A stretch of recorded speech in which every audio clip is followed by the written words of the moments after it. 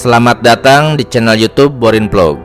Di kesempatan ini saya akan mengulas dan juga menceritakan tentang Sungai Nolmina, terkait dengan asal-usul, legenda, mitos, dan misteri dari Sungai Nolmina. Sungai Nolmina yang ada di Pulau Timor di Provinsi Nusa Tenggara Timur. Bagaimana kisah legenda, mitos, dan asal-usul Sungai Nolmina ini? Silakan disimak berikut ini. Sungai Nolmina adalah sungai di Pulau Timor di Provinsi Nusa Tenggara Timur. Sungai Nolmina merupakan salah satu sungai utama yang ada di Kabupaten Kupang dan Kabupaten Timor Tengah Selatan. Hulu Sungai Nolmina adalah berada di Gunung Mutis.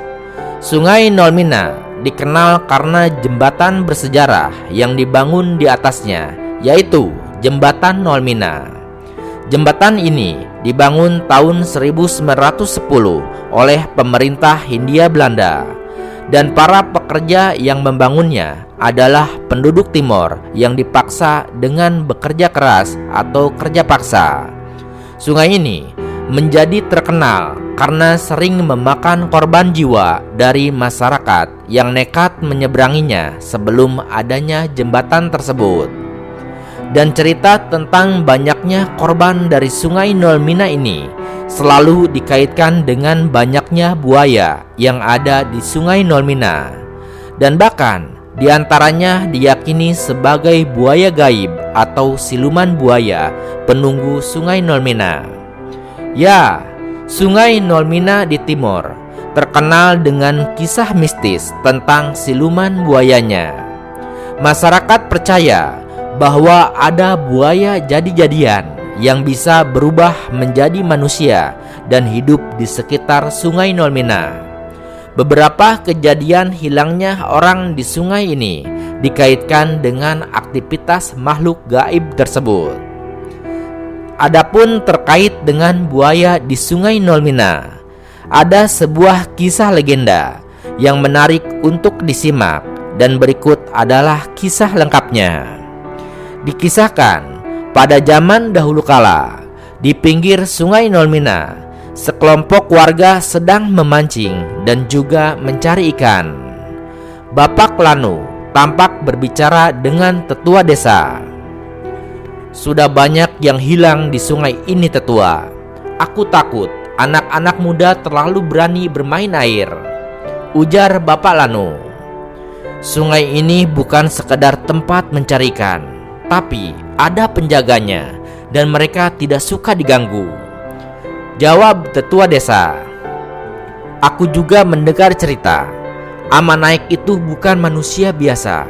Katanya dia bisa berubah menjadi buaya," ujar seorang warga ikut dalam perbincangan tersebut. Di sela-sela pembicaraan muncul Amanaik yang merupakan kepala kampung yang berjalan dengan tongkatnya mendekati mereka. Amanaik kemudian tersenyum dingin dan lalu berkata, "Jangan percaya gosip. Manusia suka melebih-lebihkan.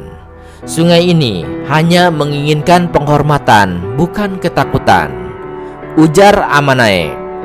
Semua warga pun terdiam. Amanaik perlahan menuju sungai, menatap air dengan tatapan yang tajam. Di hari berbeda, di tepi Sungai Nolmina, Lanu dan juga teman-temannya hendak berenang di Sungai Nolmina. Matahari hampir tenggelam kala itu. "Ah, kalian semua terlalu percaya mitos. Ini hanya sungai biasa, tidak ada siluman buaya," ujar Lanu kepada teman-temannya yang tampak ragu untuk berenang di Sungai Nolmina tersebut. "Tapi Lanu, ayahmu sudah melarang. Banyak orang yang hilang di sungai ini, Lanu," ujar temannya. "Ah, kalian pengecut. Lihat, aku akan berenang sampai ke tengah sungai ini," ujar Lanu dengan nada mengejek. Tak lama kemudian, Lanu pun melompat ke tengah Sungai Nolmina dengan penuh percaya diri. Dan tiba-tiba permukaan air pun beriak dan sesuatu menarik kaki Lanu. "Tolong, ada sesuatu di bawah air, tolong!" teriak Lanu meminta tolong. Semua temannya pun panik, berusaha menariknya kembali, tapi Lanu terseret semakin dalam. Sesaat kemudian, tiba-tiba permukaan air berubah menjadi tenang. Dia menghilang, ujar teman Lanu. Suasana hening, hanya suara aliran-aliran sungai yang terdengar kala itu. Keesokan harinya, di rumah tetua desa, warga pun berkumpul, termasuk Bapak Lanu yang sedang menangis. "Anakku, di mana anakku?" ujar Bapak Lanu. "Aku mendapat mimpi tadi malam, sungai telah mengambilnya," ujar tetua desa. "Apakah ini ulah siluman buaya, tetua?" tanya salah seorang warga. Tak lama kemudian, Ama naik, muncul di ambang pintu, menatap semua orang dengan tatapan yang tajam. "Tidak semua yang hilang bisa kembali lagi. Tidak semua rahasia bisa diungkap," ujar Ama naik. "Kau tahu sesuatu bukan?" tanya Bapak Lanu dengan nada marah. "Aku hanyalah penjaga, bukan penjabut nyawa," jawab Ama naik. Tiba-tiba terdengar suara riak dari sungai. Warga kemudian berlari-lari ke tepi air dan melihat bayangan hitam besar menghilang di bawah permukaan air. "Lanu kini telah menjadi bagian dari Sungai Nolmina," ujar tetua desa. "Ya, itulah kisah Lanu. Lanu yang sombong, dan akhirnya dia pun hilang tertelan Sungai Nolmina, dan diyakini dia dimangsa oleh siluman buaya penunggu Sungai Nolmina." Selain kisah Lanu masih terkait dengan buaya di Sungai Nolmina, ada juga kisah lainnya yang juga berdasarkan cerita rakyat. Namun kali ini adalah tentang sifat baik dari buaya penjaga Sungai Nolmina terhadap orang dengan hati yang bersih. Dan berikut adalah kisahnya. Kisah pada zaman dahulu kala. Hari itu hujan turun amat deras. Kilat dan guntur sambung menyambung. Air menggenangi perkampungan sebatas betis, meninggi ke arah lutut. Beberapa rumah mulai tergenang. Di seberang Sungai Nolmina mengarah ke arah muara, seorang bapak terjebak banjir yang ada di Sungai Nolmina. Ia pun terlanjur sudah berada di tengah Sungai Nolmina, hendak menyeberang untuk pulang ke rumahnya. Hal ini sudah menjadi kebiasaan mereka yang tinggal di sekitar bantaran Sungai Nolmina.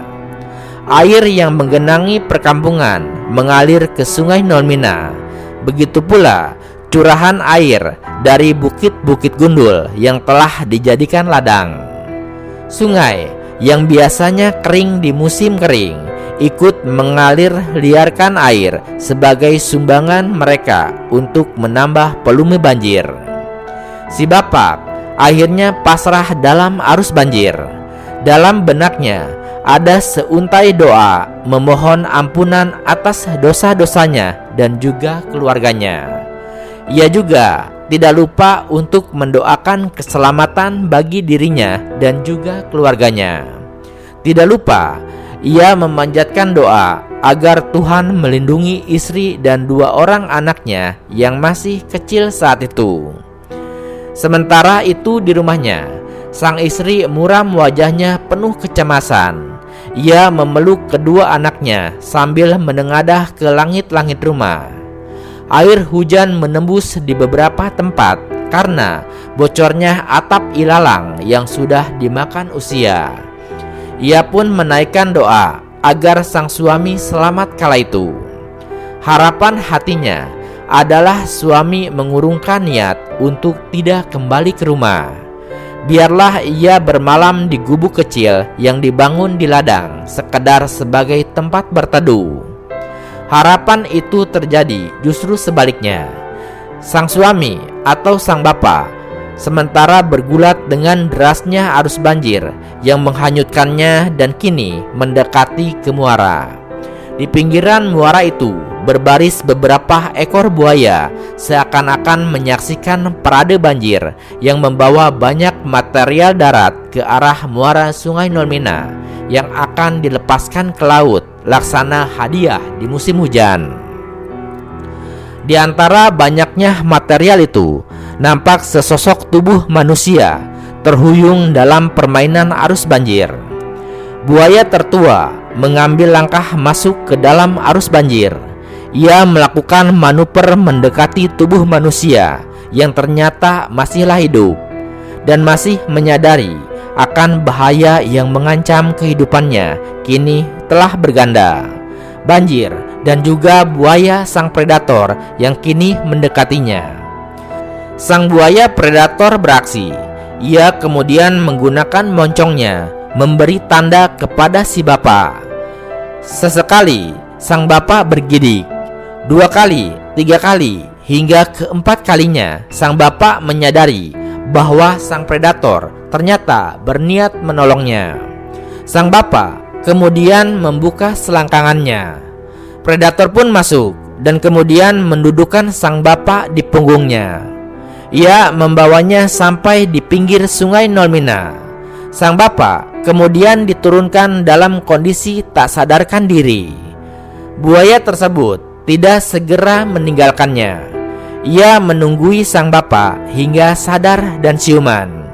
Setelah itu, sang buaya pun masuk kembali ke dalam arus banjir, menembusnya, dan kemudian bergabung kembali dengan rekan-rekannya di arah muara. Sang bapak merangkak bangun, menoleh ke belakang. Ia melihat puluhan ekor buaya memandang kepadanya seakan memberi ucapan selamat telah terhindar dari maut. Sang bapak kemudian tersenyum, mengambil golok yang masih selamat tidak terbawa arus banjir. Ia pun segera menuju ke rumahnya. Para buaya pun bergiliran masuk ke habitatnya kembali. Ya, itulah 2 kisah legenda atau cerita rakyat tentang buaya di Sungai Nolmina. Ya, selain terkenal dengan buayanya, Sungai Nolmina faktanya juga terkenal dengan jembatannya. Sebuah jembatan monumental bagi masyarakat Timur Barat yang terletak di perbatasan antara Kabupaten Kupang dan Kabupaten Timur Tengah Selatan dan berada di kilometer 77 dari arah kota Kupang. Nama jembatan ini berasal dari kata Noel atau Nol yang berarti sungai dan Mina yang berarti adalah nama wilayah, sehingga dinamakan Jembatan Nolmina dari sungai yang berhulu di Gunung Mutis ini. Jembatan ini pertama kali dibangun tahun 1910 Masehi oleh pemerintahan Hindia Belanda dengan menggunakan tenaga rodi dari penduduk timur. Ketika itu, mereka diarahkan mengumpulkan batu untuk membangun pondasi beton dan juga mengumpulkan kayu hutan untuk membuat struktur dan rangka jembatan. Diperkirakan tahun 1920 jembatan ini selesai dibangun dan kemudian dapat mulai dipergunakan. Sebelum jembatan ini dibangun, masyarakat harus menyeberangi Sungai Nolmina untuk menuju dan ke arah dari pusat pemerintahan kolonial yang berada di kota Kupang. Perjalanan kaki atau menaiki kuda akan terasa aman bila dilakukan pada musim kemarau. Namun, tidak demikian bila dilakukan pada musim penghujan karena sangat berbahaya. Sungai Nolmina banyak memakan korban, khususnya bagi masyarakat yang nekat menyeberangi sungai karena akan terbawa arus deras, dan tentunya menjadikan cerita pilu bagi keluarga yang pernah ditinggalkan. Tidak hanya di masa lalu, sungai ini masih tetap berbahaya hingga saat ini, terutama bagi penambang pasir. Walau kering di musim kemarau, namun dapat meluap tiba-tiba saat musim hujan tiba. Di saat pendudukan Jepang, jembatan Nolmina ini merupakan penghubung utama mobilitas antara markas Jepang di Kupang hingga barak tentara Jepang yang berada di Atambua. Oleh karena itu, pada tanggal 19 Februari 1944, jembatan ini dibom. Dan akhirnya jembatan ini putus karena dibom oleh pesawat tempur sekutu. Putusnya jembatan ini membuat pertahanan Jepang di Pulau Timor akhirnya melemah dan terus mendapatkan serangan dari armada sekutu hingga berakhirnya masa pendudukan Jepang di Timor. Jembatan ini kemudian direkonstruksi kembali pada akhir tahun 1945 untuk memperbaiki bekas pemboman tentara sekutu. Sesudah itu, di awal kemerdekaan, konstruksi jembatan ini diperkuat dengan menambah konstruksi lekung atau lengkung untuk menahan beban jembatan. Walau saat itu jembatan hanya dapat memuat lalu lintas satu kendaraan saja. Kemudian pada tahun 1987, tepat bersebelahan dengan jembatan Nolmina lama, kemudian dibangun jembatan Nolmina yang baru dengan menggunakan konstruksi baja. Hingga selesai dibangun tahun 1989 dan kemudian diresmikan pada tahun 14 Maret 1990 oleh Wakil Presiden Republik Indonesia Sudarmono. Jembatan sepanjang 240 meter dengan lebar 7 meter ini menjadi jembatan rangka baja terpanjang yang ada di Nusa Tenggara Timur. Saat ini, bekas-bekas keberadaan jembatan lama peninggalan company masih bisa terlihat, seperti bekas pondasi yang telah dirubuhkan dan juga tepian jembatan lama. Kini, aktivitas keramaian telah nampak di sekitar jembatan Nolmina sebagai tempat persinggahan menuju arah timur Kota Soe dan arah selatan menuju lokasi wisata Pantai Kolbano.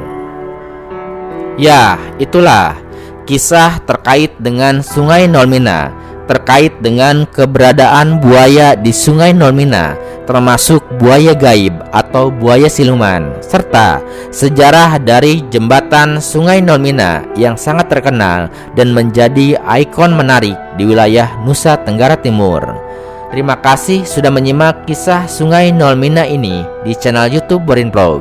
Di channel ini Anda juga bisa menyimak berbagai kisah legenda lainnya, baik itu terkait dengan asal-usul sungai maupun asal-usul gunung, baik itu yang ada di Nusa Tenggara Timur maupun berbagai wilayah Indonesia. Terima kasih atas perhatiannya, sampai jumpa di cerita lainnya.